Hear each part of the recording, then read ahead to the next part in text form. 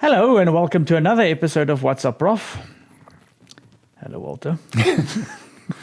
It's cold. Yes. I'm freezing. That's why I'm wearing a jacket. But it's a Clash of Minds jacket. I thought you were doing it only for advertisement. No, it's because it's cold. We live in Hoedspruit. Anything below 25 degrees is freezing. It requires a jacket. It's well below 25. It's probably freezing, like 24 degrees centigrade or something like that. Yeah, just remember to tell people it's Celsius. Celsius, not yes. Fahrenheit. Yes. So, but it's that's cold. The Swedes will be laughing at us, but I don't care. It's cold. Yes, Henry will be definitely sitting and laughing about, what? If we get 25, it's a heat wave. It's a heat wave. Degrees. They're all in hospital in England. I'm freezing. Yeah. Well, I was joking when I spoke to Henry and I told him, because we're going to ASI, I'm going to, we have to go to Gauteng first, then it's winter, and then we have to pack for summer in Arizona. So the two, I think, is two quite opposites. Very opposite, yes. All right, Martin, our backdrop. I think Henry outdid himself here. Yeah. So this is the movement of destiny, the Great Advent movement. And on the sides you have all the churches, the Free Church, the Catholic Church, the Baptist Church. They have a mosque, and you have Hollywood. Oh, they're showing a movie there, Martin. Oh. The Hope. The Hope Awaits, now playing. And Hollywood, or is it a Hollywood, or is it a Hollywood, or... Yeah. Well, all of the above. All right, and then you have the Jehovah's Witnesses, the Salvation Army, the Church of God, the Lutherans. In other words, all the religious systems and all the denominations with all their creeds. Mm-hmm. Coming out of them, my people, and joining a great movement going towards the celestial city. Mm. And I know that people will be a little bit perturbed, or very perturbed, when we say things like this, but we are going to be a little bit unapologetic and say them anyway, right? I think so. I think we have to put it straightforward there, why we say so as well. Yes. And people can judge for themselves then. Both of us had to do that earlier in our lives, and that's why we're sitting here. Like anything in God's vineyard, nothing is plain sailing. This movement didn't start with euphoria. It started with pain. The disciples had a rough time. Oh, yes. That's for sure. And the church had a rough time through the ages. So why shouldn't this be a rough time as well, right? And we must not forget there's an adversary.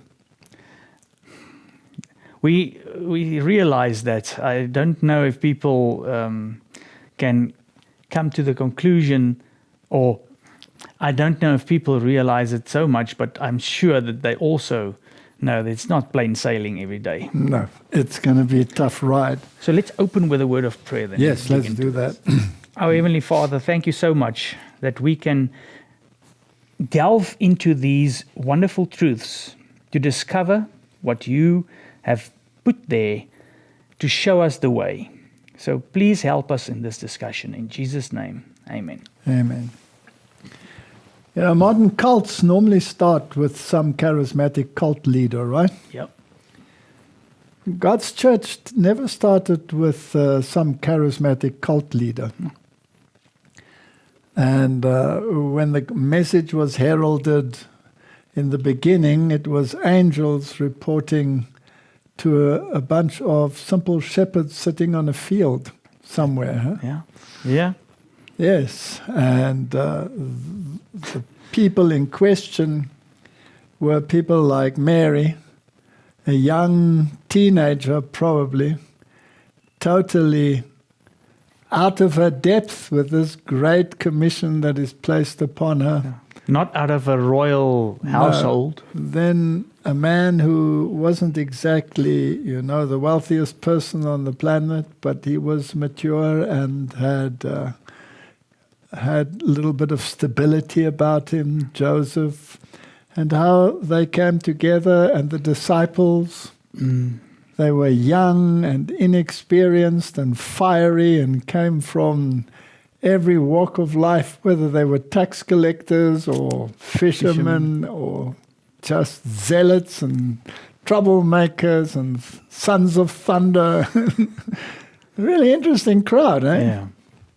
So there wasn't sort of one charismatic cult leader that was involved. So this movement of destiny, this Advent movement, it is a movement that'll go through to the kingdom. So let's have a look at what it entails. And it will have opposition. Definitely. Because has God's church ever not had? Exactly. Opposition. So let's try and put it in perspective, particularly in these days where this movement is greatly under attack and will soon be even under greater attack. So, Martin, if we go to Revelation chapter 1, then we have an introduction to the seven churches. John to the seven churches which are in Asia. Grace be unto you and peace from him which is, which was, and which is to come. Isn't that the blessed hope? Yeah. The Advent hope, yeah. So from the seven spirits which are before his throne. So then you have the list of the churches, and there are other parts in Revelation where it talks about the progression through time as to what will happen from the one who was, which is Christ, and the one who is to come. And the first church, Ephesus, is the one that went out to preach the gospel to the world, that the Messiah was Jesus Christ and that salvation was in him. And in a parallel, it is described as a white horse, bearing the robe of righteousness, carrying the message of salvation to the world. Did that elicit persecution? Oh, yeah. Much. So the next period in church history was Smyrna.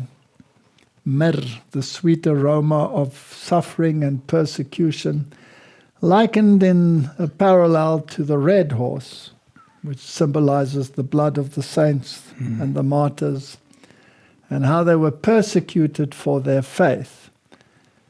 And then you have an age of compromise, Pergamum. And it's interesting, Pergamum, that was the seat of the Babylonian priesthood.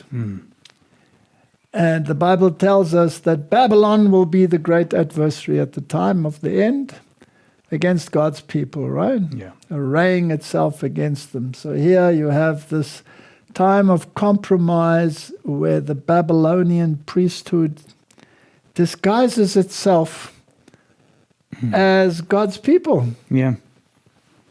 And the Bible calls it a black horse. That means that the white has become black. The light is gone. It's darkness coming over the world. And that led to the Church of the Middle Ages, which everybody calls the Dark Ages, except some religious zealots which call it the Golden Age. Yeah. And the Bible calls that a pale horse. It's dead. The gospel has been killed. Now, Martin, this is what happens in the world. But at the same time, God is keeping the smothering wick or the smoldering wick alive somewhere else while all this apostasy is going on. And then there has to come a revival. So then you have the Church of Sardis. That's after the Church of the Middle Ages, which was ruled by Catholicism. And that is the time of renewal. That is the Reformation. But if you read the letter to Sardis, it says, I have not found your work complete. You left out a couple of things. Yeah. You're still hooked up to Babylon and the Babylonian thinking. So, wake up. Yeah.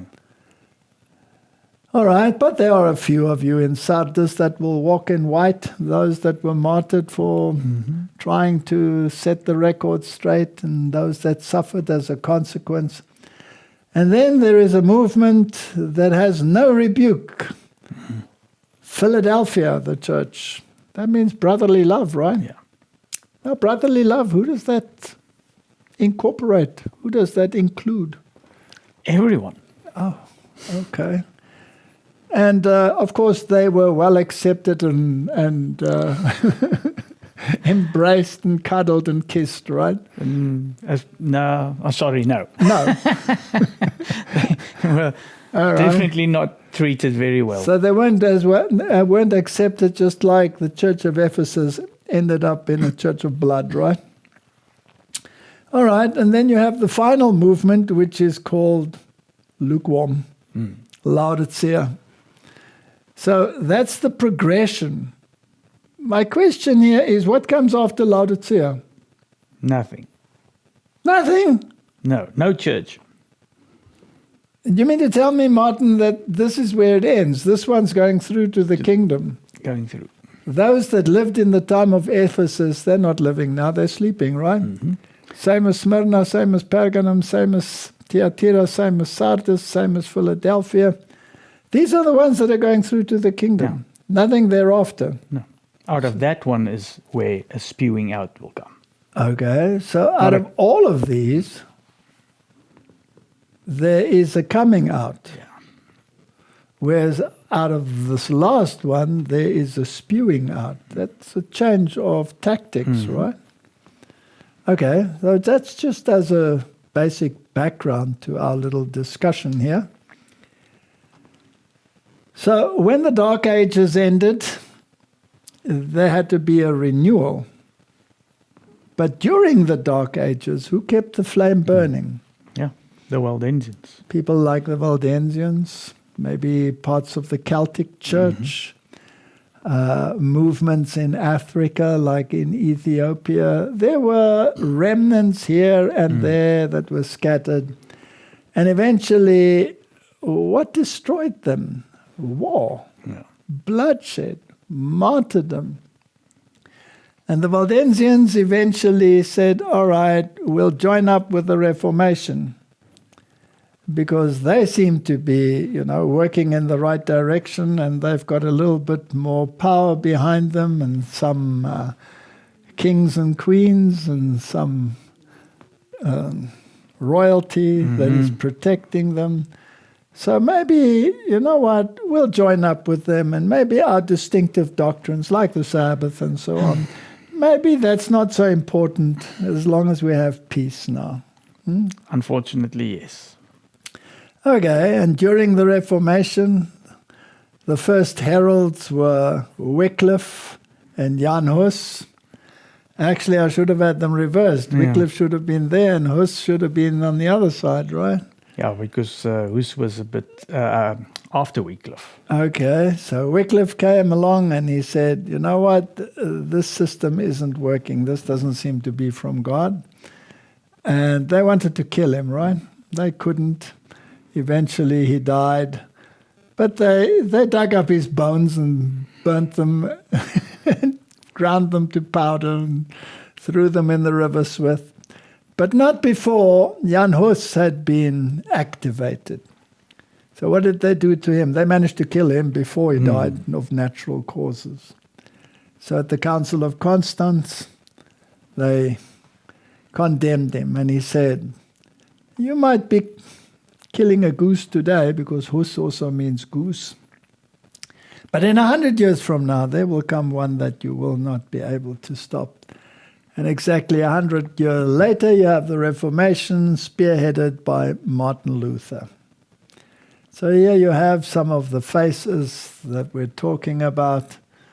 And when I look at these people and I see what they looked like, and these long beards and these ancient faces, these people were young. Yeah, they were young. That's Wycliffe died when he was just early 60s. You mustn't.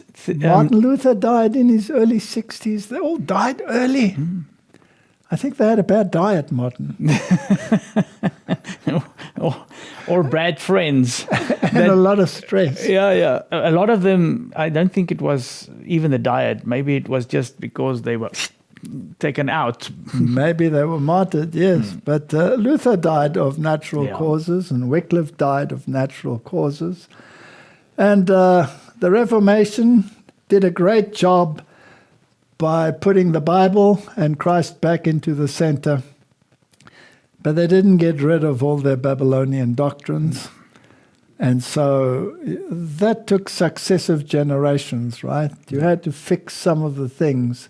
I have not found your work complete. The Bible is pretty accurate, isn't it? But also it shows you how merciful and long-suffering God is. Yes. Because he did everybody, he said, I understand, let's go. But he wanted to get to a point where it's cleared up again. Let's just get a little bit more light in there. All right, so eventually the reformers were sort of established and they got their church-state system together.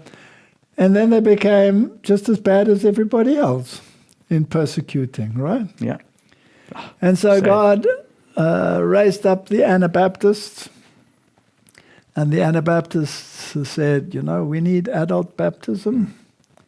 And others came along. And Hans Hut, for example, and he said, I think you guys got it wrong with this business of the church ruling with the government. Yeah. Christ is going to rule. He's going to come and set up his kingdom. He's coming before the millennium. He will rule in the millennium. No, that's not going to happen.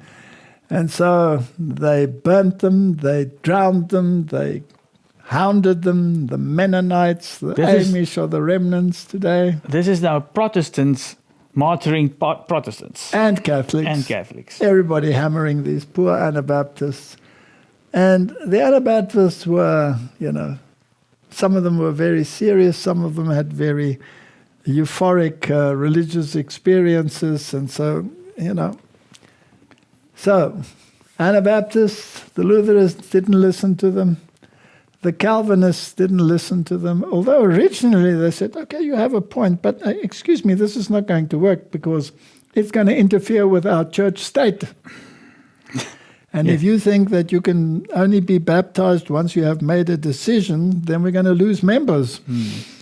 And our government is not going to have citizens that are on the same page. So, sorry, we're going to baptize them as infants.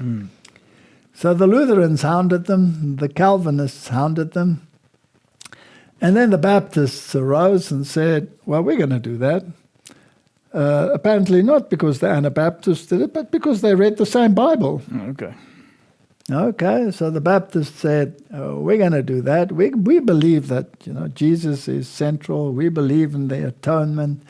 We believe in the deity of Christ. We believe in adult baptism. And they were very well received in England, right? No.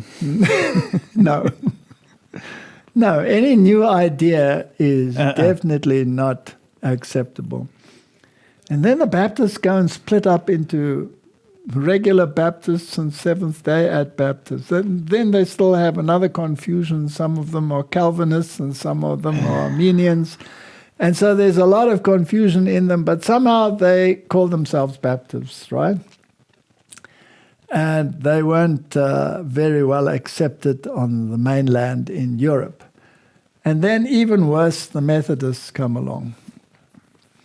Wesley. And he says, you know what? There's more to Christianity than just saying, I believe. Mm-hmm. You have to live it. We have to adhere to some of the principles of the Bible. How about, health reform? Shouldn't we be healthy and shouldn't we stop boozing and abusing our minds and our body? What? Do you think there's a method to salvation, you stupid Methodists?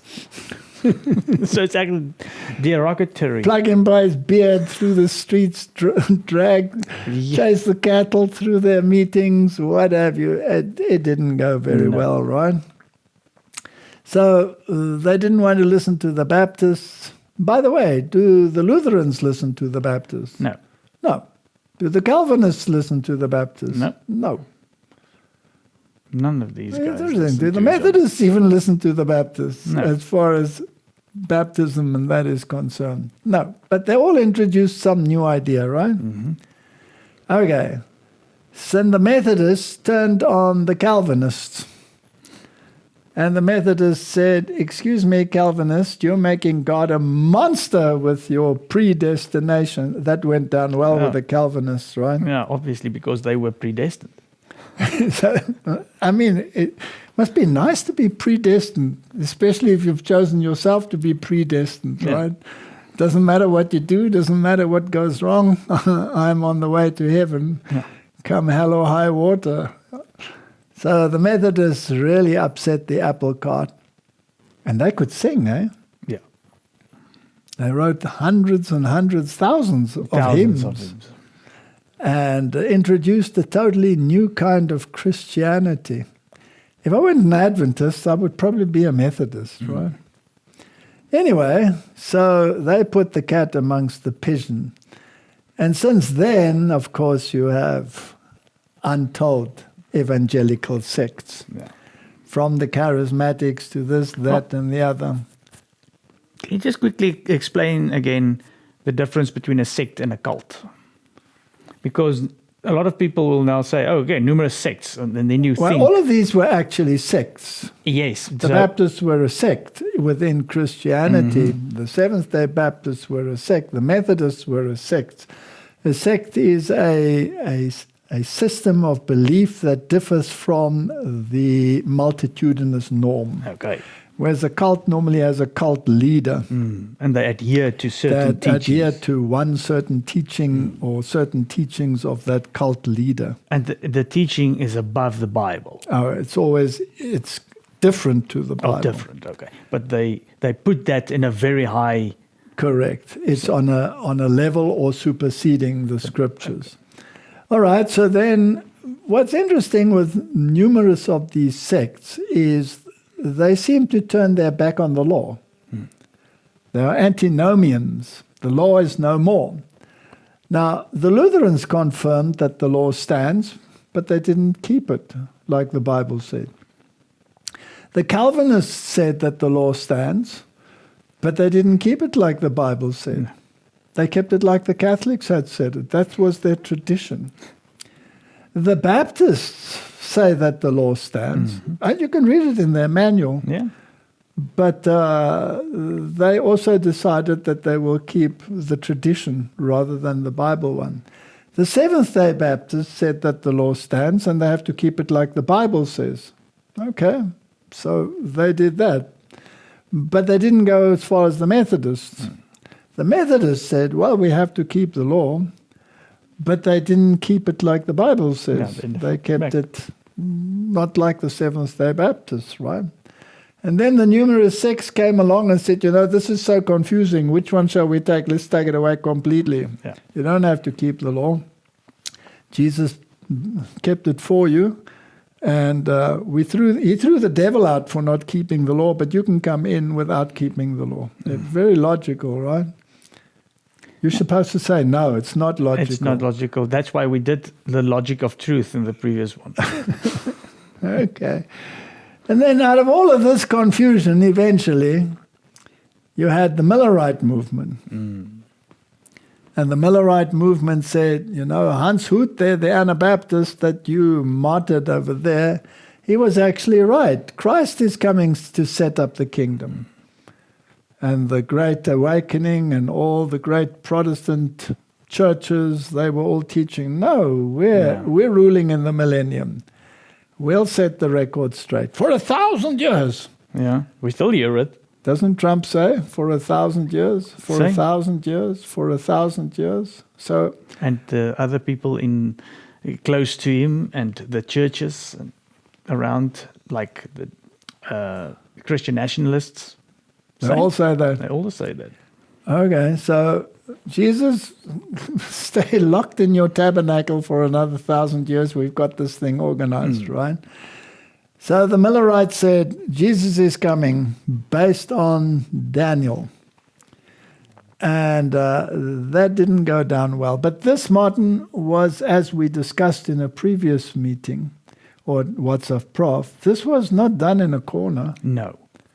It was very public, in massive camp meetings, to every single denomination that existed at that time in the United States of America. But interesting, the Millerite movement was not just a Miller movement. Right across the world, on every single continent, suddenly there was an awakening as to the coming of Christ. And, you know, the classic, beautiful example that had nothing to do with Miller was little children like preaching in Sweden. 10 years old? Youngest, up to 6 years old. Because there was a law that you weren't allowed to preach this kind of thing. But the law didn't apply to little children. So little children started preaching that the coming of the Lord is near, etc., in Sweden. Then they couldn't put them in jail. And they were getting onto chairs and onto tables and suddenly preaching. And in Asia and in all areas of the world, all of a sudden, there was an awakening as to the coming of the Lord. But it wasn't Miller's message that spread there. No. It was messages that independent. Out of their own. So this was a massive worldwide movement with its main core associated with particular Bible doctrines now, like Daniel chapters 8 and 9, Millerite movement. And out of the Millerite movement, you again had a scattering of different sects. And after that, you have the rise of, let's say, the Mormons and the Jehovah's Witnesses and all of these, but you also have the Adventists. And that is the progression as we move through time. Now, what would qualify here as Sardis?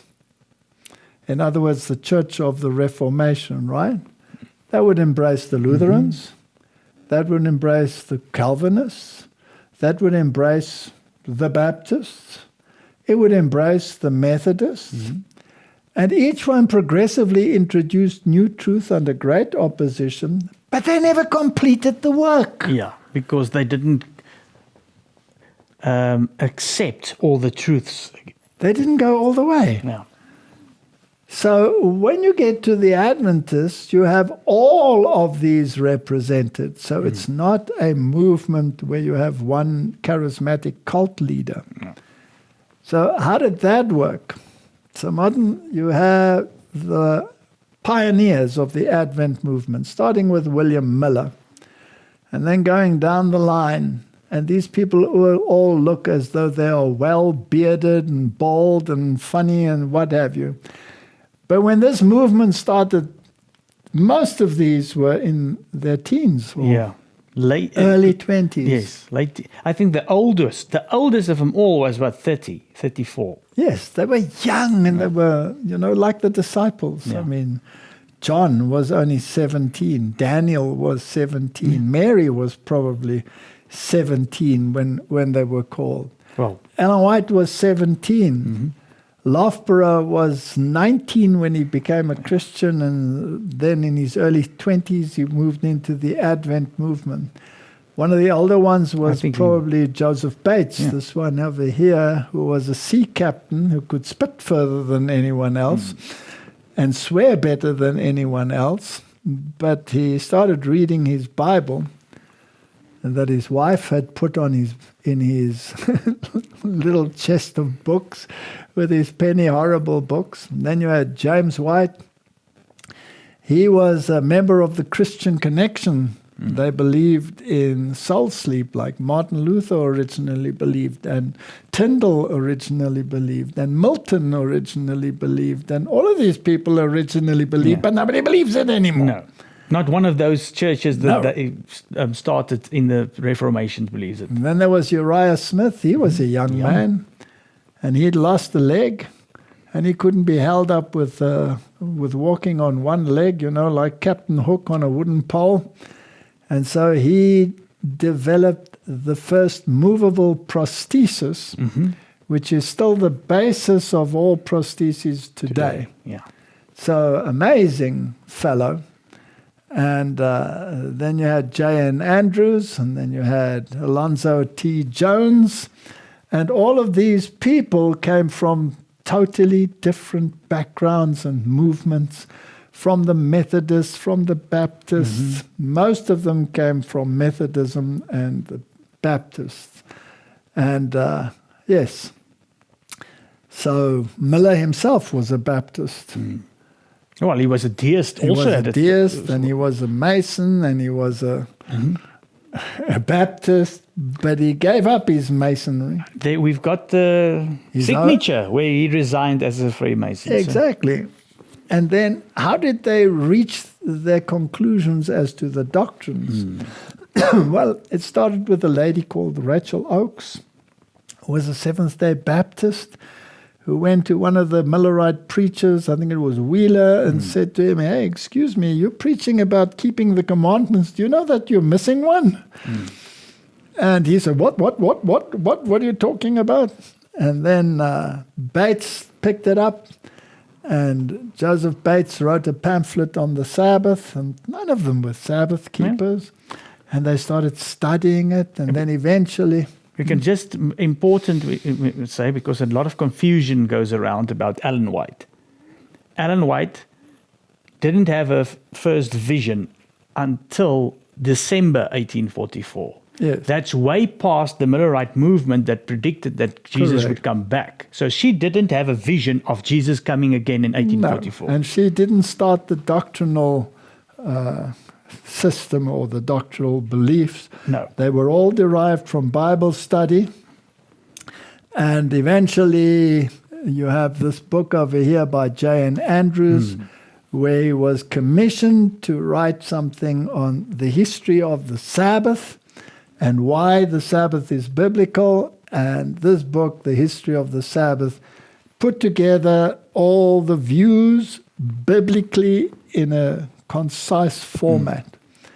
And then, of course, you had to learn about righteousness by faith. That was, and it's progressive. It's progressive because they discovered, nobody's keeping the law. Yeah. The law is important. And then you have to sort of backtrack and say, okay, but what about Jesus? Yeah, because now you're so focused on the law that you're losing Jesus. Correct. So Jesus had to come back. So Lessons on Faith by A.T. Jones and the great Righteousness by Faith movement to get the balance back in 1888. And if you think of this fellow here, the second one over here, that's Loughborough. And he was commissioned to write the great Second Advent movement and its rise and progress. And he put the history together. And what a witness, because this young man who started off in his very early 20s preaching this message was one of the pioneers that preached it into his 90s. Yeah. So, Martin, this is not a flash in a pan somewhere. This is a great, great movement with many brilliant, hardworking minds, and all of them from such amazing backgrounds. I mean, just take James White, for example, who married Ellen White. Why did he marry her? Well, he was interested in the message, and he accompanied her on trips, and people going, what is a unmarried man going around with a young lady? And so to settle that question, they said, you know what, if we're going to work this way together, let's do it as a married couple. Man, this young man, he had squint eyes. Terribly. He couldn't even go to school because of his squint eyes. He never did. He sat in the front row. The teacher put him up against the board, and he couldn't see the board because he only saw the two sides. He was so squint.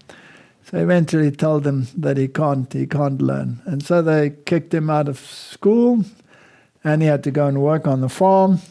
And there he labored on the farm, and I think it was 19, if I have it correct. Something around there, Yeah, he got terribly sick with a high fever. And when he woke up from his high fever, his squint was gone. Yeah. So what did he do? Go back to farming? He went to school at 19, so he's sitting there with 6 years olds trying to learn. And within 2 years, Is it 2 years? I think it's 2 years, he was so educated that they made him the teacher. Yes.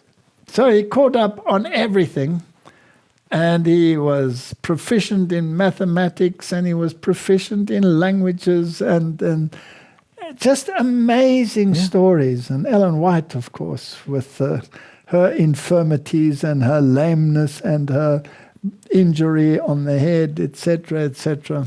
Just amazing. quickly, she couldn't write. She only had 3 years schooling. 3 years schooling. She couldn't write. Yeah. And at the end, if we take today, she's the most prolific female writer in the world. Correct. I actually Googled it because a lot of people say the most prolific writer in America. But there's no one that compares to her, the female writing in the world. Correct. And if you take the disciple John, for example, Martin, 17 years old, a son of thunder, a rough fisherman.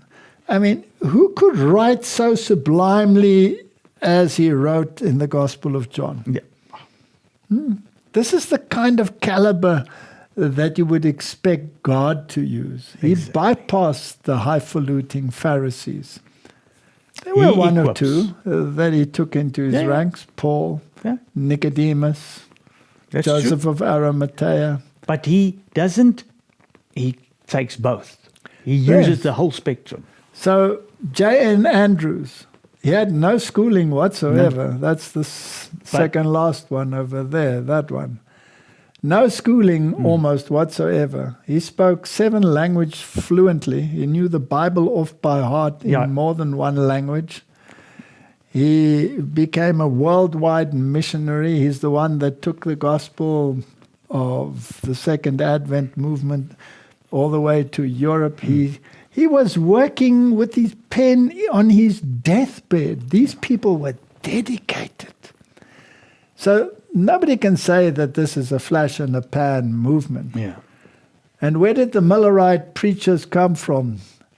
Josiah Litch, he was a Methodist, Episcopal church. Or Joshua Himes, what was he? He was a Millerite. He worked with Fitch. They designed the charts and the Midnight Cry. Or Fitch, he was a pastor of the Congregational Church. So they came from all of these different backgrounds. And they were amazing people. So all of these pioneers, this is not what you would expect in a cult movement. These are people that were dedicated, that worked from their early teens until their deathbeds, still writing on their deathbeds. Amazing, amazing people. And history would just like to brush them aside. Yeah. And eventually they developed the pillars of Adventism that set them apart from all the other denominations. And we talked about that, didn't we, Martin? Yeah. We talked about the sanctuary. Now, there were some people that said, okay, but on the seven pillars of faith, you see the other two, or especially the health message, comes out of the spirit of prophecy. Correct. So all these are the basic pillars. And those were the 5 basics. There are many pillars. Many doctrines. But this movement, and it's specially called a movement, is different from all others. Now, there are many things that people can, bring to the fore and say, this is not a movement, etc., because you're an organized church and all of these things. And what is the difference between a movement and a literal church? The early pioneers wanted no church. Yeah.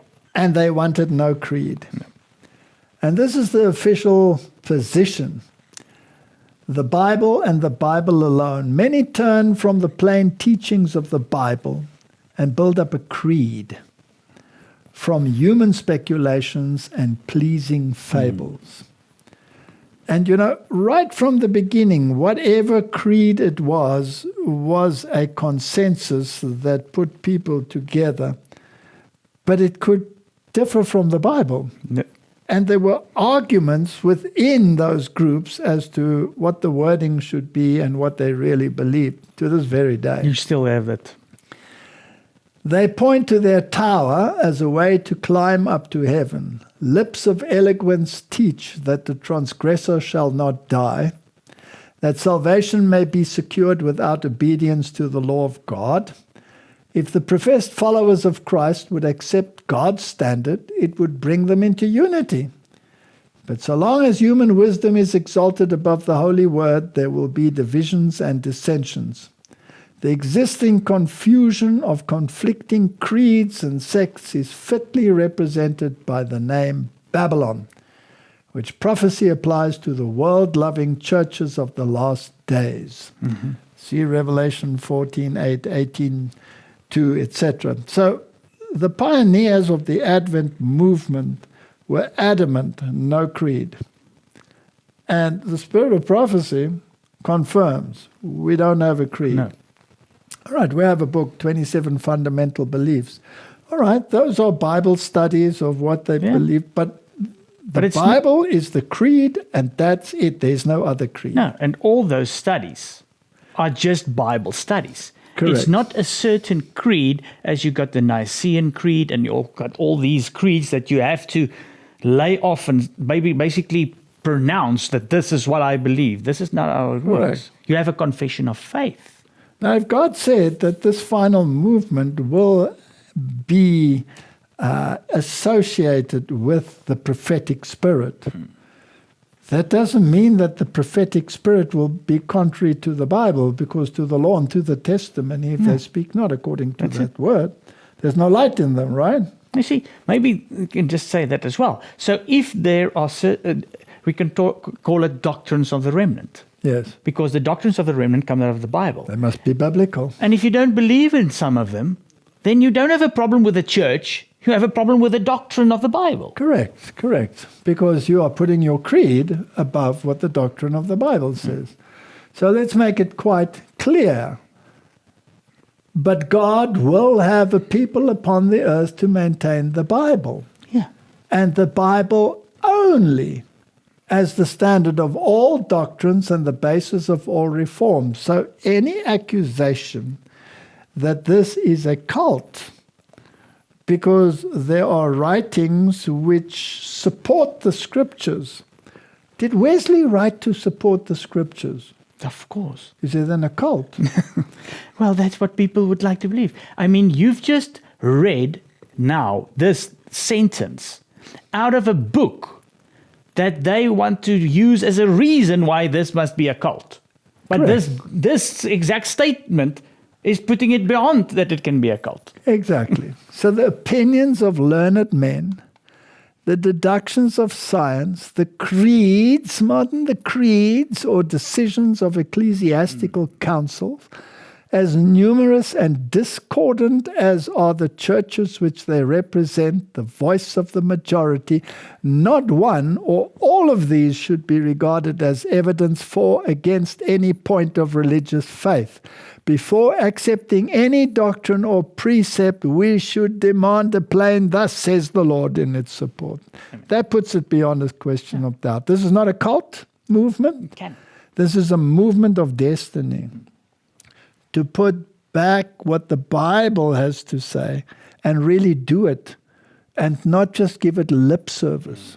I mean, there at the Reformation at the Council of Trent, when that Archbishop of Reggio marched into the council and said, you Protestants, you are just a rebellion, because you're not keeping your own council, the Bible and the Bible alone. You're keeping Sunday. That's a command of the Holy Catholic Church. So you're just a rebellion. They had an opportunity to say, you're right. Exactly. They didn't. should have said, So they stuck to their creed. Mm-hmm. Their tradition. Their tradition. Yeah.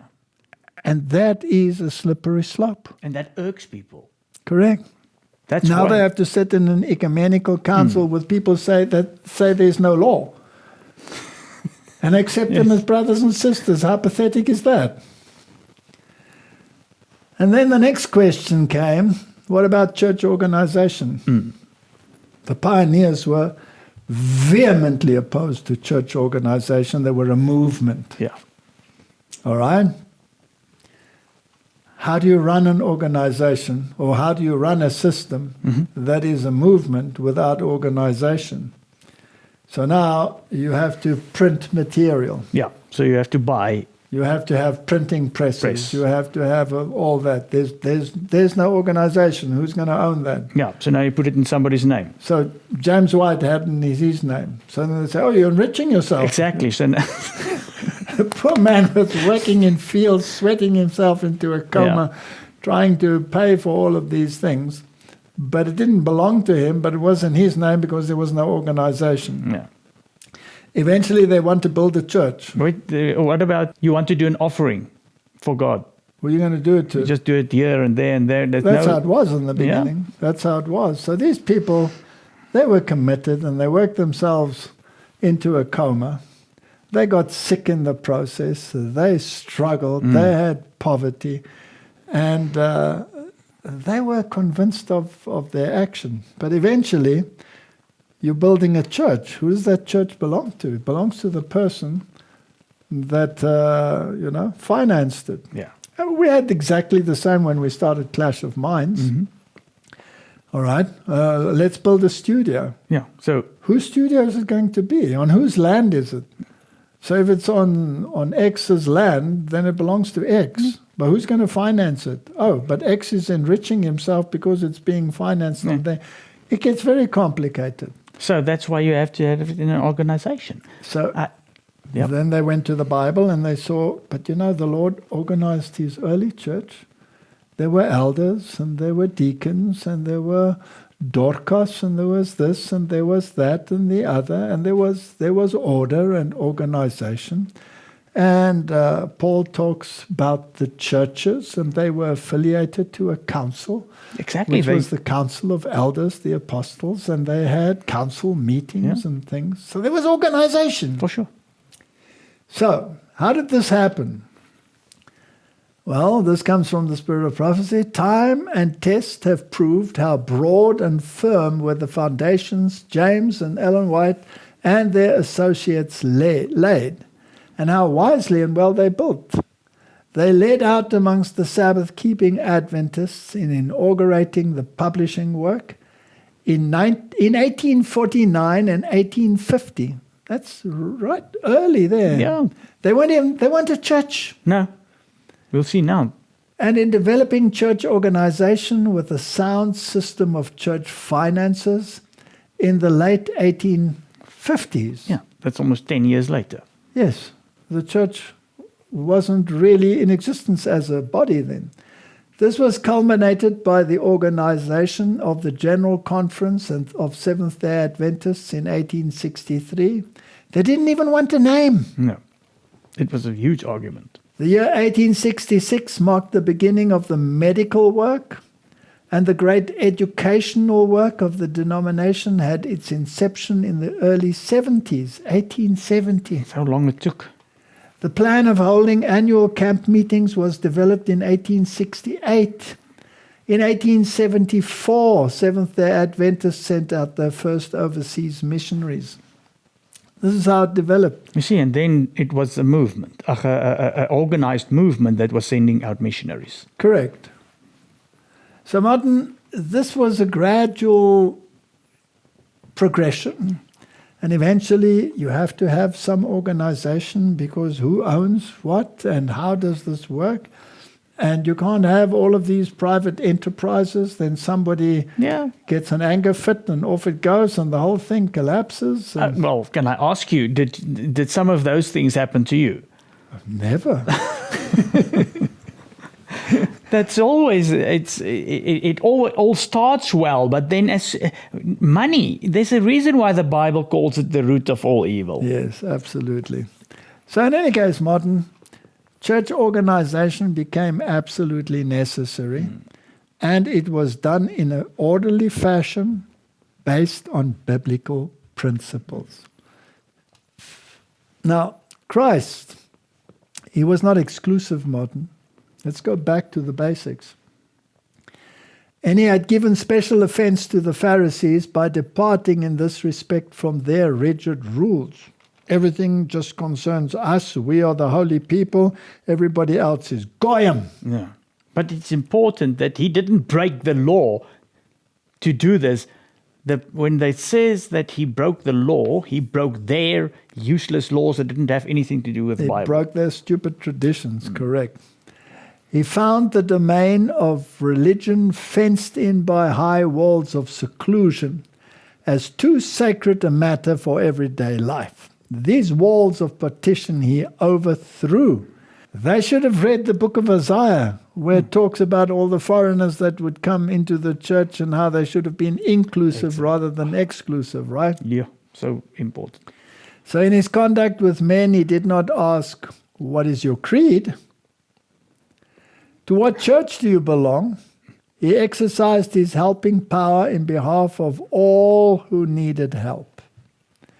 Instead of secluding himself in a hermit cell in order to show his heavenly character, he labored earnestly for humanity. He inculcated the principle that the Bible religion does not consist in mortification of the body.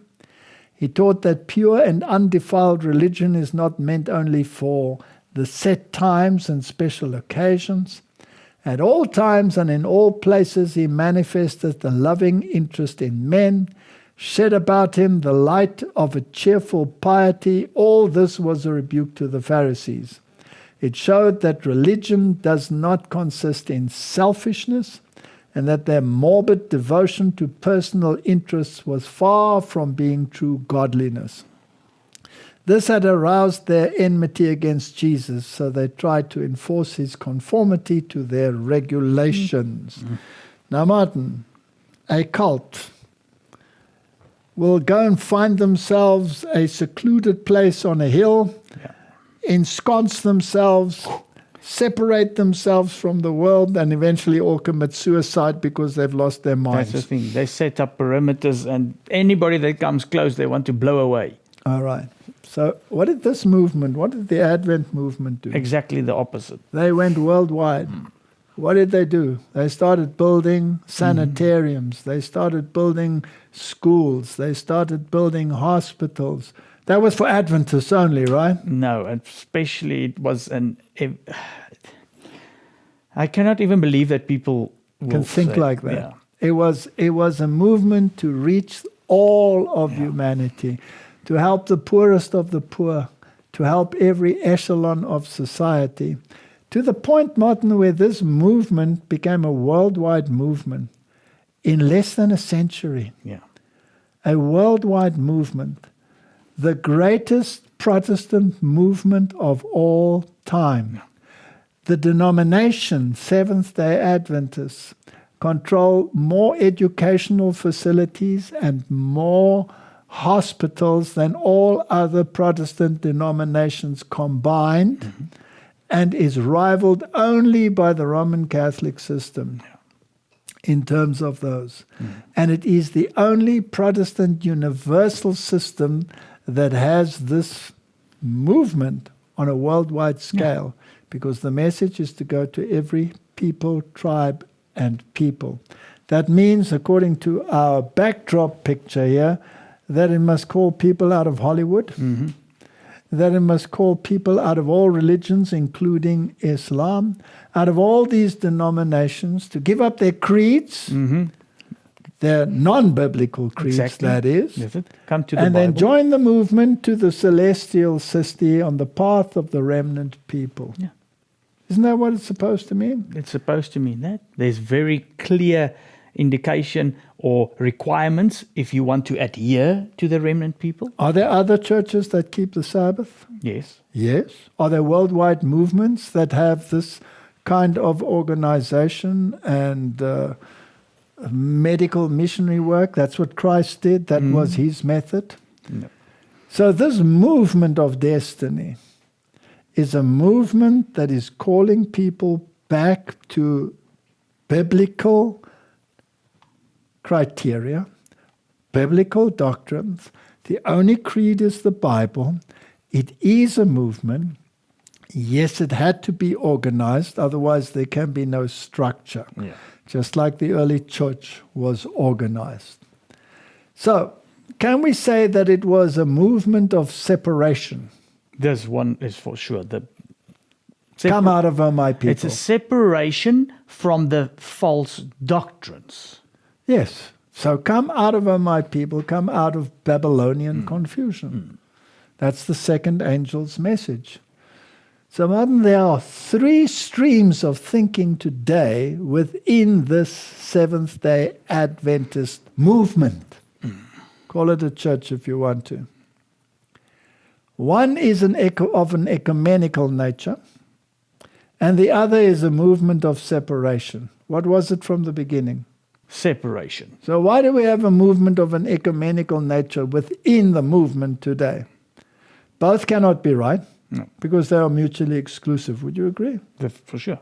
But 100% the opposite. The one gets rid of Jesus, the other one focuses only on Jesus. All right. Thirdly, there's the drive to fragment either on the basis of doctrine or on the basis of organization. Ooh. Oops. Is there, if Laodicea is the last movement, and you are spat out of that movement if you don't go along with that movement, if you do not buy the gold refined in the fire. In other words, develop a character in harmony with Scripture. Then, Martin, is there any logic in fragmenting the system? No, because you will weaken it. All right. Is there any reason to deorganize what was organized? No. If it has to be deorganized, let God do that. Okay. So before the end, a great revival can be expected. And it'll be a movement of the Spirit. It's called the latter rain.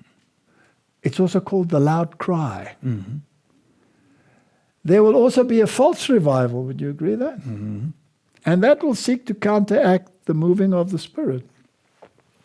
Now the Spirit, does it bring about unity or disunity? It has to bring about unity. Okay. On the basis of what? Scripture. Okay. Now, is it biblical that there will be such a shaking? Definitely. What does Isaiah say? Isaiah 33, the sinners in Zion are afraid. Zion is God's people, right? Yep. So can there be sinners amongst God's people? People who transgress the law. For sure. That's a promise. All right. Transgressing the law is a very wide concept, right? Because there are laws of nature that you can transgress, and there are laws against disrupting that which God has built up. Yeah. Tearing down what he has built up. Fearfulness has surprised the hypocrites. Who were the hypocrites, Martin? The ones that said they were perfect. That does what God says, but they don't. Okay. Who amongst us shall dwell with the devouring fire which is coming? It's a good question. Who amongst us shall dwell with the everlasting burnings? Well, then the answer comes. He that walks righteously, speaketh uprightly, he that despiseth the gain of oppression, that shaketh his hands from holding of bribes, that stoppeth his ears from hearing of blood, and shutteth his eye from seeing evil. It's quite a mouthful, huh? He shall dwell on high, his place of defense shall be the munitions of rocks, bread shall be given him, his waters shall be pure. Is that a promise for the last days? Yes. Okay, and then some parallel stories in Ezekiel, chapter 9. He cried also in my ears with a loud voice, saying, cause them that have charge over the city. What city is that? God's people. Yeah. Jerusalem, the church, symbol of the worldwide church. To draw near, even every man with his destroying weapon in his hand. And behold, 6 men came from the way of the higher gate, which lieth towards the north, and every man a slaughter weapon in his hand, and 1 man amongst them clothed with linen, with a writer's inkhorn by his side. And they went in and stood beside the brazen altar. And the glory of God of Israel was gone up from the cherub whereupon he was to the threshold of the house, and he called to the man clothed with linen, the one who had the writer's inkhorn, right? And the Lord said unto him, Go through the midst of the city, through the midst of Jerusalem, and set a mark upon the forehead of the men that sigh and that cry for all the abominations that be done in the midst thereof. Is he working without or within? Within. There's a few very interesting things that's happening here. All right. And they receive a mark. Mm-hmm. It's the mark of God, right? Yeah. But who's doing the marking? Not man. No. Not man. This guy with the inkhorn, and it's not a human. He's not a human. He's doing the right thing. Are there others that will have another mark that is called the mark of the beast? Yeah. Even within the ranks of God's people, maybe, right? Unfortunately, yes.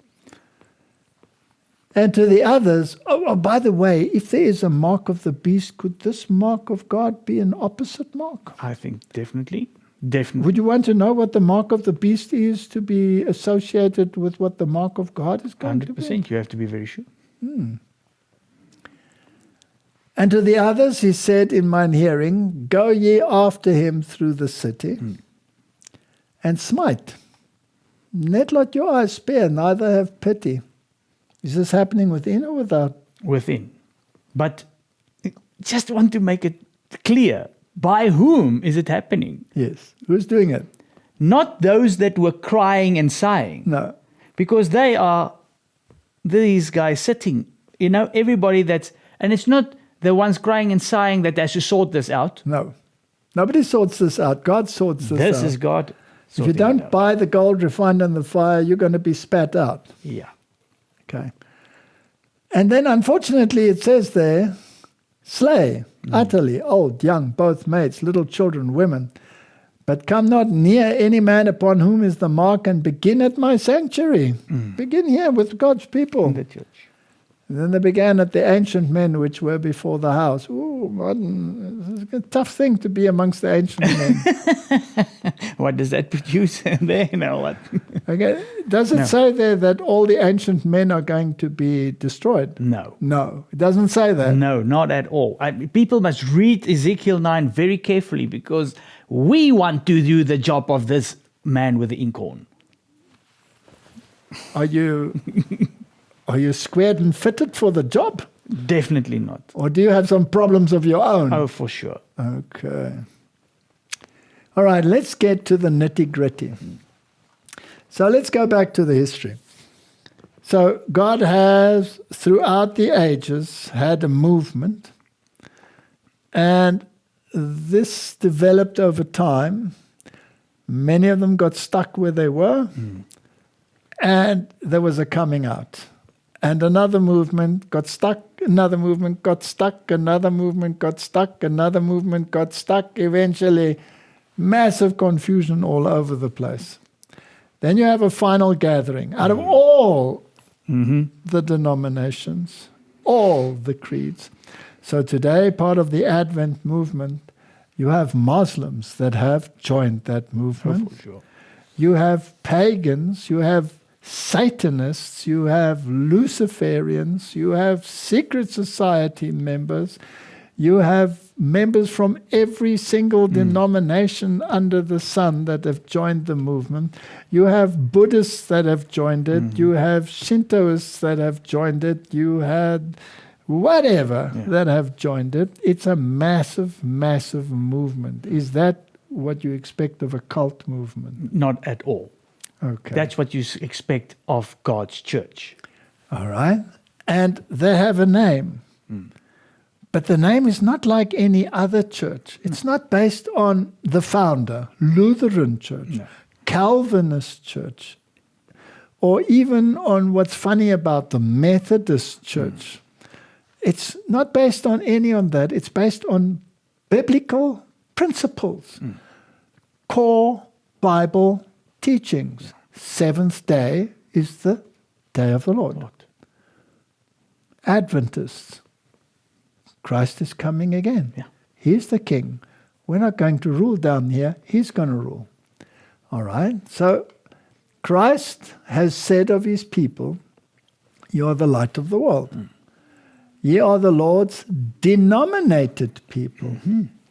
to proclaim the truths of heavenly origin, the most solemn sacred work ever given to mortals is the proclamation of the first, second, and third angels' messages of the world. Martin, does that entail just a tiny little itsy-bitsy piece of the Bible, or is that everything? The whole Bible is ensconced in those. The first angel says the everlasting gospel. Bomb. The whole one. That's the whole thing. In our large cities, there should be health institutes to take care of the sick. Did Christ work on those lines? 100%. And teach the grand principles of health reform. Did he try it with the Methodists? Yes. Have most of them given that up? There we go. Have they gone forward with it, or have they regressed? Regressed. All right. And this movement, is it going to fall apart? The church may appear to fall, but it does not fall. It remains while the sinners in Zion will be sifted out. Is that in harmony with Ezekiel 9? 100%. So just the question again, if they will be sifted out, once you're outside of the church or movement, where are you? Outside. Yes, sifted. The chaff separated from the precious wheat. This is a terrible ordeal. But nevertheless, it must take place. Do we see a conflict arising within the movement? I don't even, definitely. You do? Now, Martin, is that something to say that the movement is therefore wrong? Or is it the fulfillment of prophecy? It's a fulfillment of prophecy. Okay. The more I read the spirit of prophecy, the more I see how it's being fulfilled. So in these last days, the one who was once an exalted angel in the heavenly courts is to take the philosophy of men under his training. The people of God are to guard carefully against the seductive influence of the deceiver. They are to hold firmly to the truth which called them out of the world and led them to stand as God's denominated people. The core doctrines, the pillars of this faith, are they biblical? We've showed it. I believe it. Was there opposition towards them? There still is. Okay. Did people leave the movement because of, let's say, the Sabbath issue? Oh, yes. Did people leave the movement, let's say, because of the righteousness by faith movement? Many. Did people leave the movement because of the sanctuary message? Many. Did people leave the movement because of the spirit of prophecy? Many. What can I say? So did that make the movement wrong? No. And where are they? I'm sorry, but sifted out. They're out. They're gone. Okay. Did they set up a massive counter movement to rival this movement? No. They just dissipated and disappeared into the sand, right? That's unfortunately what will happen to all factions. All right. So, Martin, we cannot now step off the foundation that God has established. We cannot now enter any new organization, for that would mean apostasy from the truth. This is the movement. That's it. It has a foundation. That foundation was laid in sweat and blood to the point of death. I'm instructed to say, this is from Selected Messages, to Seventh-day Adventists the world over, only 2 denominations in Christianity are worldwide. Yeah. The Catholics and the Seventh-day Adventists. That's not cultish. And it's not by chance. The only cult movement that competes with the Seventh-day Adventists is the Catholics. It's the Catholic Church. Because they're a cult. And why? Because they have one infallible, charismatic leader whose word goes above everything that is norm or Bible or anything. Didn't the Jesuits say when the Pope says something contrary to the Bible must be thrown aside? That's a cult. Exactly. They accuse the Adventists of being a cult. Yeah, because of the writings of Ellen White. But we've just shown earlier that the writings of Ellen White tells you should have nothing except the Bible as your creed. Correct. So I'm instructed to say to Adventists the world over, God has called us as a people to be a peculiar treasure unto himself. He has appointed that his church on earth shall stand perfectly united in the spirit and counsel of the Lord of hosts to the end of time. Oh, Oops. I thought it will be... Is there no fighting within this group? Does no. it say there is no fighting? Definitely not. But God's people are in this group. That's it. And the others will be what? Sifted out. Shaken Shaken out. Okay. So let's unpack this a little bit further. Okay, but organization, that was not to be. Yeah, and it's Does not that going- still go around today? And it wasn't and it's not going through. All right.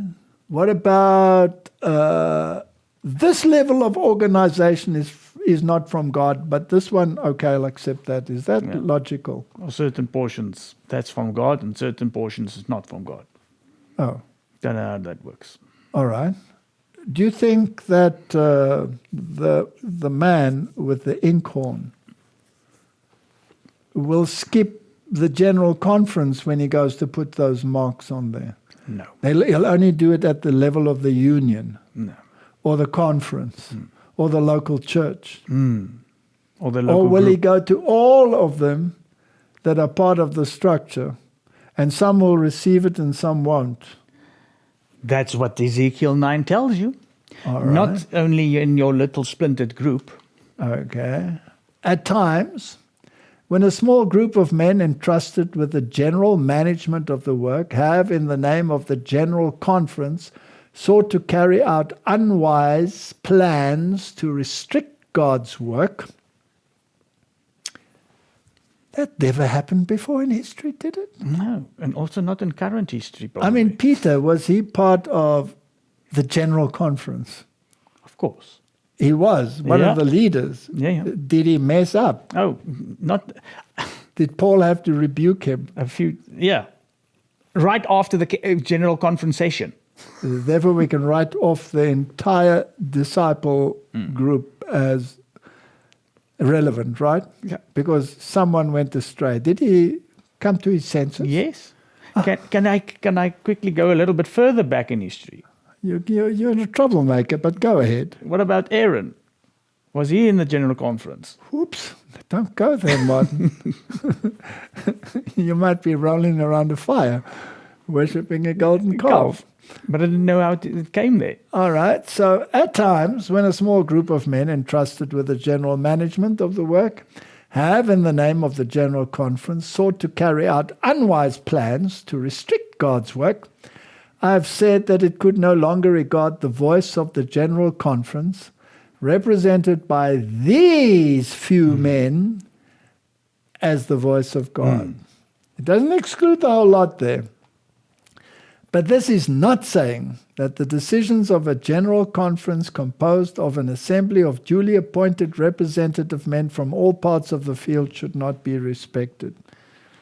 General conference in session that's being represented by all parts of the world. Correct. And that's exactly how the early council in the first church amongst the disciples worked. God has ordained that the representatives of his church from all parts of the earth, when assembled in a general conference, shall have authority. The error that some are in danger of committing is in giving to the mind and judgment of one man or of a small group of men the full measure of authority and influence that God has invested in his church, in the judgment and voice of the general conference assembled to plan for the prosperity and advancement of his work. This is the exact opposite of a cult. This is a movement. True. And therefore, you cannot have one charismatic cult leader leading the situation. So God has invested his church with special authority and power which no one can be justified in disregarding and despising. For he who does this despises the voice of God. God set up the structure. There's nothing wrong with the structure. There might be something wrong with an individual here and there within the structure, or even a or committee. group of people within the structure. And there might be people that really believe that men can have babies. It might doesn't even make be it true. Exactly. Isn't Congress fighting with this issue now? Yes. That university medical professors are talking about birthing parents because they don't want to say that a male can't have a baby. True. It's brain dead, but they're arguing about those things. Why should they not argue within our ranks about stupidity like that too? You know, in all of this, there will be apostasy inside. Okay, what is our point, Martin? What is our point in all of this? Our point is there's a movement of destiny. Just look at this backdrop again. Yeah. There's a movement of destiny. This movement is going ahead irrespective of what's happening in the council chambers. Right? Exactly. So let's unpack this a little bit further. The Lord has declared that the history of the past shall be rehearsed as we enter upon the closing work. Every truth that he has given for these last days is to be proclaimed to the world. That's the mission.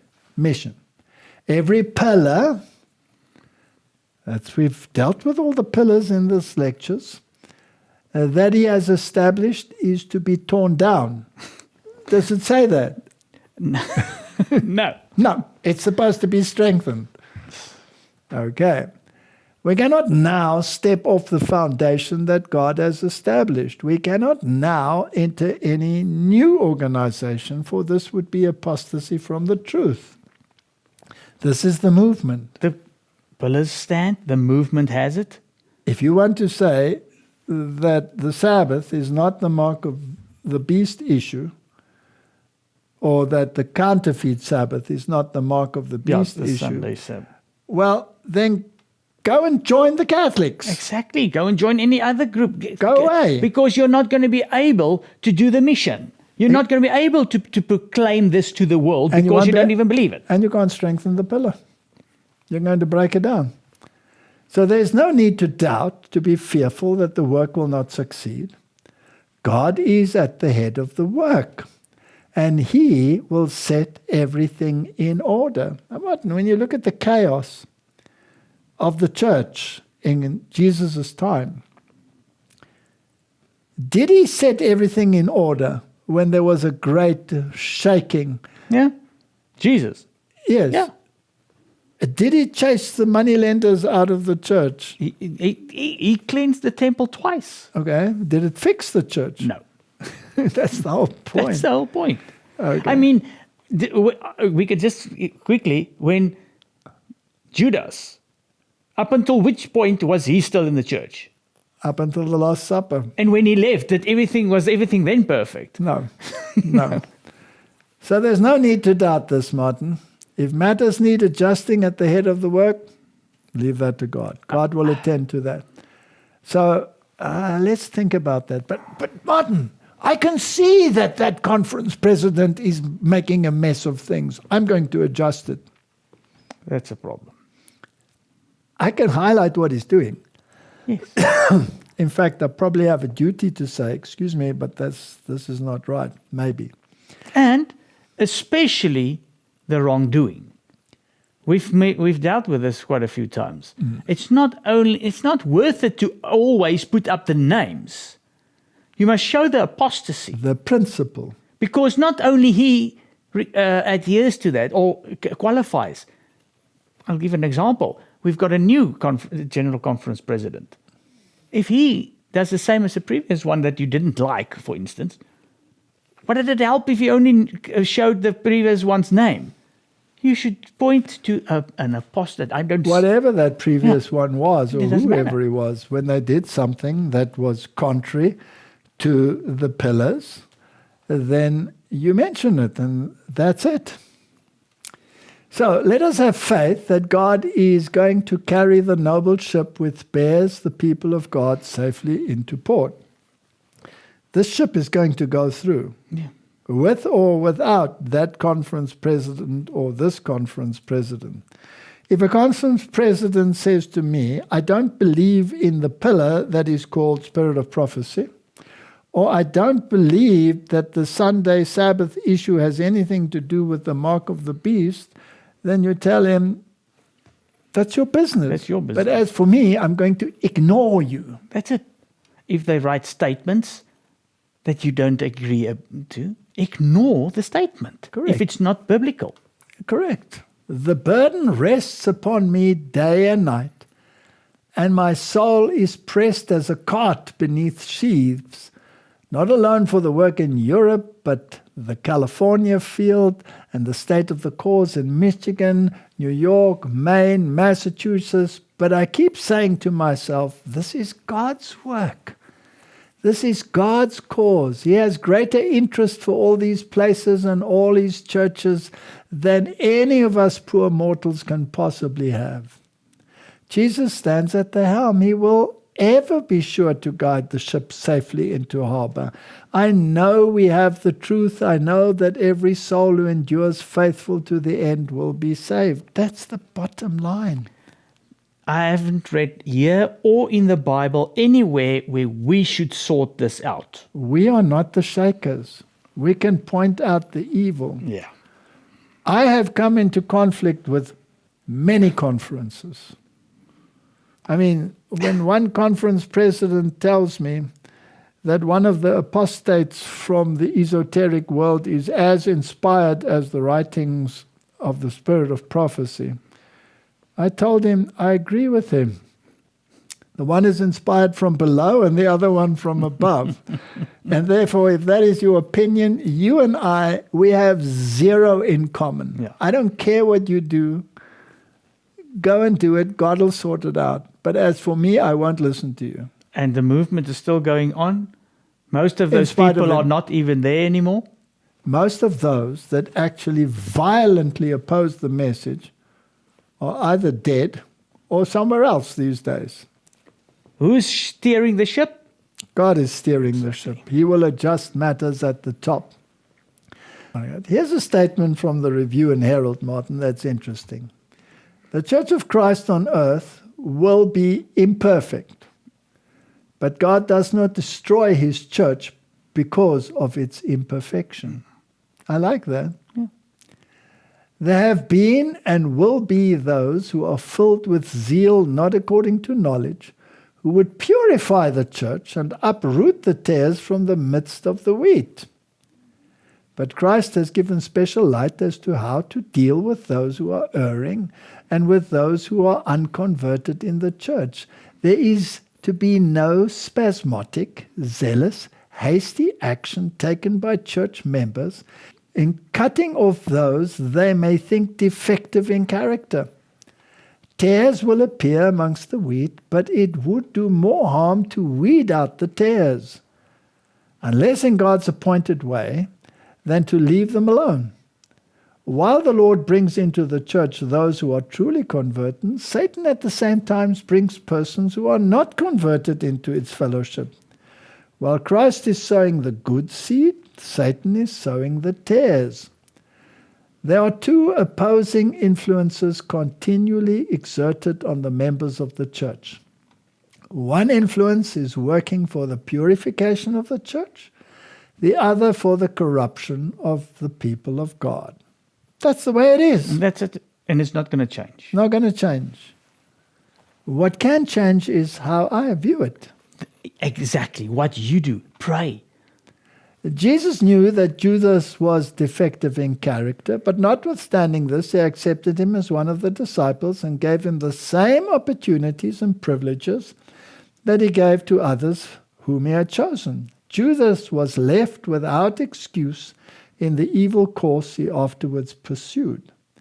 Judas might have become a doer of the word, as were eventually Peter and James and John and the other disciples. Jesus gave precious lessons of instruction so that those who were associated with him might have been converted and have no need of clinging to the defects that marred their character. This is what happens in the church. This is how it goes. It was so when Jesus was even living with the church. Yes. Why would it be different now? Was Judas working behind the back of Jesus with those that wanted to kill Jesus? Yes. Is it possible that we have a Judas or 2 or 3 or 4 or 100 or 1,000 within our church? I think it's not only. I think it's quite probable. Exactly, it's probable. So, Martin, there are people that say, the church is making such a poor job of things, let's remove the tithes and offerings from them. Blackmail them with it. So the movement of destiny needs a change of leadership. It needs a change of organization. All right, what about tithes and offerings? They must not be withheld by givers, even if they are not in harmony with what the conference does. Martin, can that be true? Let's read this. You have been withholding your means from the cause of God. Read the book of Malachi and see what is spoken there in regard to tithes and offerings. Cannot you see that it is not best under any circumstances to withhold your tithes and offerings because you are not in harmony with everything your brethren do? The tithes and offerings are not the property of any man, but are to be used in doing certain work for God. Unworthy ministers may receive some of the means thus raised, but dare anyone because of this withhold from the treasury and brave the curse of God? Interesting statement. The early pioneers, they didn't have money. They generated their own money. They worked in the fields. They sweated. They were doing building projects. They were working as blacksmiths. They were trying to make money to stay alive. And then how would they be to be full-time pastors? So then the systematic benevolence was introduced, and eventually the tithe question was studied, and it was assumed, was this only for the Old Testament? And then they studied the New Testament and saw, that this was still the process. And so God introduced that system into the church. In the time of Eli, Oh, that's so important. were people paying tithes to the conference, although they were misappropriating it? So Eli was part of the Levites and he was the high priest. Yes. So that's where the tithe had to go to. And his sons, did they disappropriate the tithe? Completely. And that they were an apostasy. Exactly. They were worse than in apostasy, right? Were the people allowed to withhold their tithes? Okay, who's the first one to go in an apostate system if you withhold the tithe? The good guys, right? Exactly. They're the first ones. The pain in the neck, according to them, he has to go. All right. So I dare not. I pay my tithe gladly and freely, saying, as did David, of thine own have we given thee. A selfish withholding from God will tend to poverty in our own souls. Act your part, my brethren and sisters. God loves you. He stands at the helm. If the conference business is not managed according to the order of the Lord, that is the sin of the erring ones. The Lord will not hold you responsible for it, but there are people that say that. That's exactly what the problem now is. People are saying that if you know that where you give your tithe to a conference and they are in apostasy or there's apostasy in that conference, you are going to be held accountable. All right. Are there very strict rules as to how tithe money may be used? Yes. You're part of the committees. There are very strict rules, right? Yeah, I was on the executive committee for a very long time and I saw that. All right. Now, is it possible to misappropriate those funds? Yes, they can if they really want to, but it's going to be investigated. Okay. So there are very strict rules and you can misappropriate them. But then you'll have to have a corrupt person to do that. So who's responsible for the corruption then? That person? Or do you become responsible? So, if you do what you can to correct the evil, the Lord will not hold you responsible for it if you do what you can to correct the evil. But do not commit sin yourselves by withholding from God his own property. Cursed be he that doeth the work of the Lord negligently or deceitfully. So there's also been said that the conference is not the storehouse. But doesn't this exact statement, we don't have to pick up all the statements that go to that. This one already shows you where does your tithe being returned to. Now, before all of this system was in place, did people give money to causes as they felt fit? Yes. Yep. But there is now a structure Yeah. which is in harmony with the biblical structure. And therefore, to question it or to say I'm withholding it because I feel that Joe Schmo is not doing his job properly is actually sinning against God, right? That's what it says. And it's important to remember in that statement, it also says that by doing that, what about the good work that, because there's good policies, there's good work that's also being done. There's good At the pastors same that are time. being paid. All of a sudden, you cut the throat off of all of that. Correct. Many are deceived as to their true condition before God. They congratulate themselves upon the wrong acts which they do not commit. That's like the Pharisee. At least I'm not like the publican. Like the publican, yeah. And forget to enumerate the good and noble deeds which God requires of them, but which they have neglected to perform. It is not enough that they are trees in the garden of God. They are to answer his expectation by bearing fruit. He holds them accountable for their failure to accomplish all good which they could have done through his grace, strengthening them. In the books of heaven, they are registered as cumberers of the ground. Yet the case of even this class is not utterly hopeless. With those who have slighted God's mercy and abused his grace, the heart of long-suffering love yet pleads. Wherefore he says, Awake, thou that sleepeth, and arise from the dead, and Christ shall give thee light. See then that you walk circumspectly, redeeming the time, because the days are evil. Quoting Ephesians. So when the testing time shall come, those who have made God's word their rule of life will be revealed. So Martin, we are in the crucible at the moment. At every level, at the general conference level, at the division level, at the union level, and all of these structures were introduced by the pioneers already. All of those levels, down to the conference and the local church level, all of those are subject to the workings of God in terms of their personal characters. It's taking place at every level. I cannot take one and say, that's not God's, or this one is not God's. So here we're dealing with God's people, and this and that. And I would be better at appropriating tithe than they are, therefore I suggest this or I suggest that. No, the structure has been put in place. God is in control. He'll take care of it. You know what?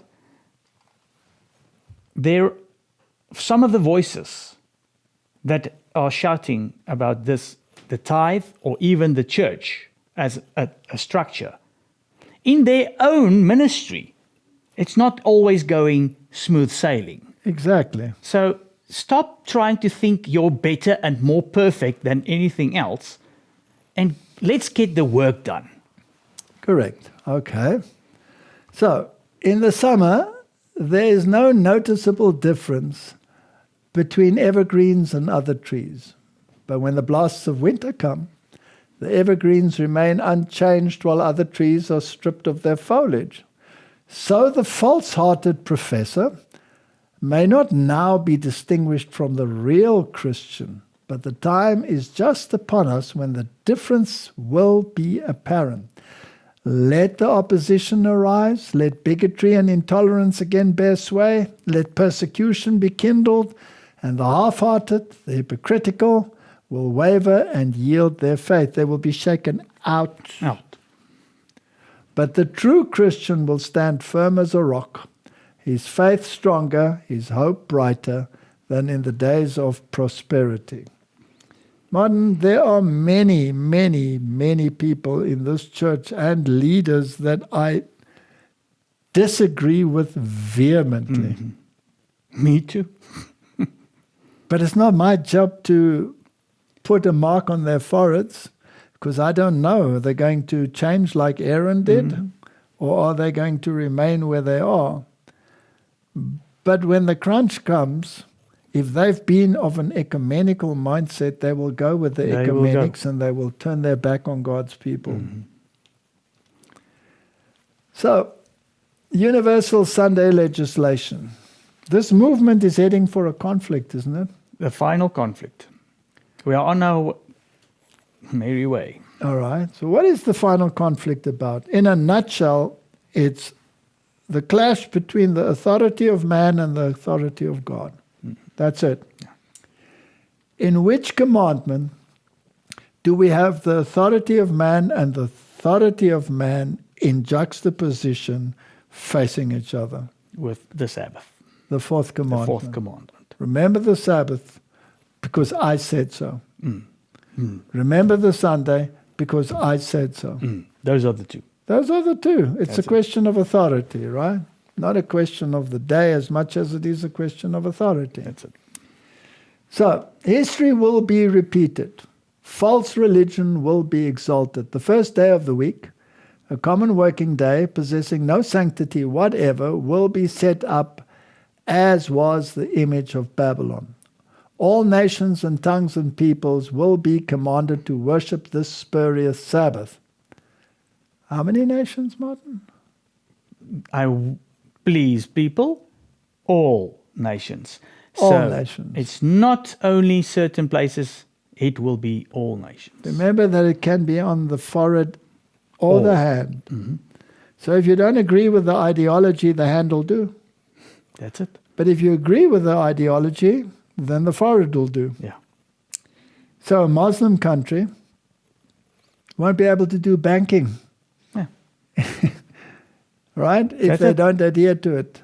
So, all nations and tongues and people will be commanded to worship the spurious Sabbath. The world is going to legislate a rest day. Yeah.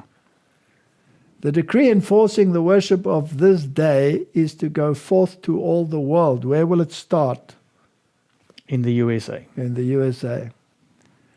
As America, the land of religious liberty, shall unite with the papacy, enforcing the conscience and compelling men to honor the false Sabbath, the people of every country on the globe. Is that pretty clear? I think it's pretty straightforward, yes. Will be led to follow her example. What does this mean, that the Catholic Church has influence in every single country? Well, didn't you just previously say that along with the Seventh Adventists, they are the other denomination that's worldwide? The universal one. And they have the secret societies whereby they govern. The Sabbath question is to be the issue in the great final conflict in which all the world will act a part. Now, a few years ago, people will say this can never happen. Now the secular world is screaming it. Exactly.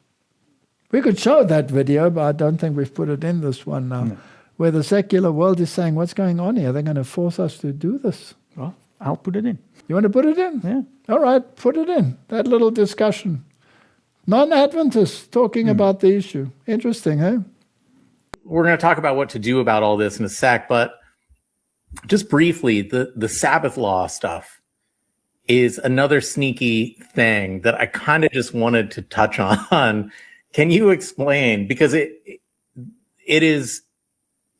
feels like, first of all, I'll have you explain what a Sabbath law would be, but it also seems like one of those things like, oh man, the government's going to give us a day off? Wonderful. Sounds great.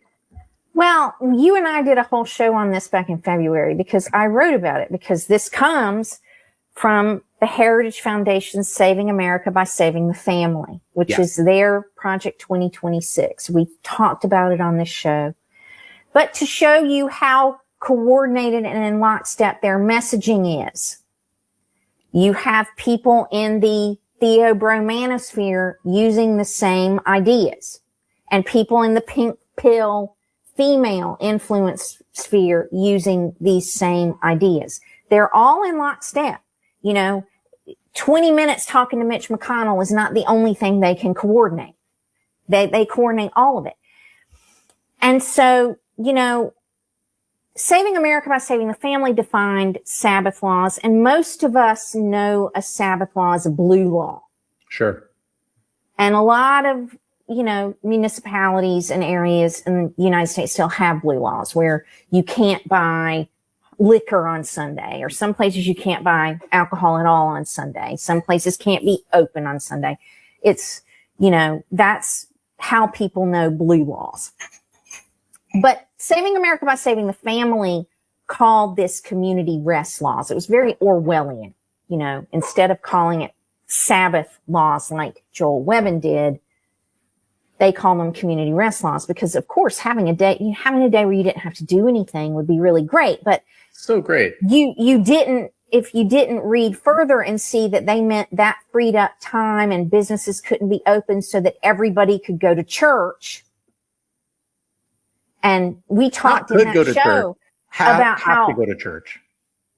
But that's what that's built to do, is to persuade or perhaps coerce everyone to go to church on the Sabbath day instead of doing anything else. That was another thing. People have so many other things that they could do. So if we just remove all these other opportunities, then more people will choose to go to church. And then we can start coercing the ones who don't make that choice. Yeah. We talked about how Pete Hegseth's things at the Pentagon are also that. We've done a whole show on that as well. That's also how they operate. So, and I've talked about how Sunday was the most exhausting day of my life in white Christian nationalism.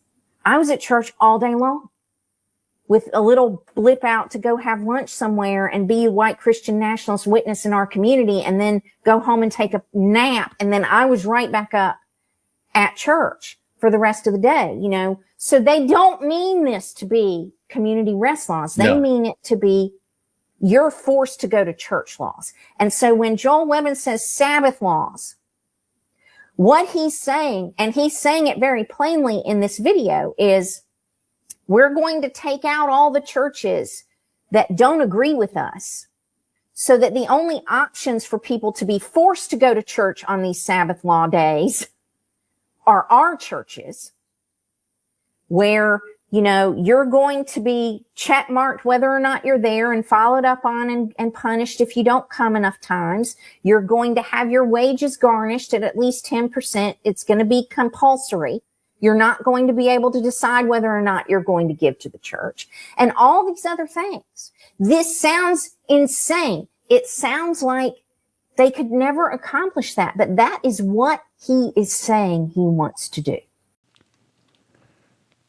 Universal Sunday legislation. Foreign nations will follow the example of the United States. Is the United States becoming pretty prescriptive in the world? Yeah. Is it shunting NATO around? Oh, yeah. Is it telling China to keep out of it? Oh, didn't we mention it in the previous one when Trump walked into the G7? He said, "I'm the boss." I'm the boss. Though she leads out, yet the same crisis will come upon our people in all parts of the world. There you go. So those within our ranks who say that it won't happen, put that in your pipe and just smoke it. Smoke it. And if you want to say that the Sabbath, the Sunday, is not the mark of the beast, then we can just... Then you must change the Catholic doctrine, because the Catholics say it is their mark of authority. That's it. So they claim that it is their mark, and you claim that it's not. Who's authority? Who's right now? Who has the right to say what they are saying? No. All right. The substitute of the false for the true is the last act in the drama. And when this substitution becomes universal, God will reveal himself. So before that, come and join the movement. That's it. Before it's too late. When the laws of men are exalted above the laws of God, when the powers of this earth try to force men to keep the first day of the week, know that the time has come for God to work, because you are questioning his authority. The substitution of the laws of men for the laws of God, the exaltation by merely human authority of Sunday in place of the Bible Sabbath, is the last act in the drama. There you go.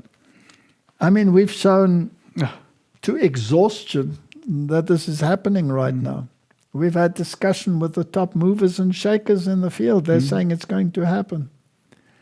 When this substitution becomes universal, God will reveal himself. He will arise in his majesty and shake terribly the earth. This is the issue. This is where the world is headed. And this is the movement. That's it. You're either with it or you're against it. If it's biblical, join it. If it's not, then stay in Babylon. Amen. Let's pray. Heavenly Father, it is hard to say these things because people will call it arrogance. But truth, as we have discussed in a previous occasion, Lord, is never arrogance. It's just truth. This is the way it is. This is what is happening in the world. And these are the choices. This is not something that happens in a corner. It is a worldwide event.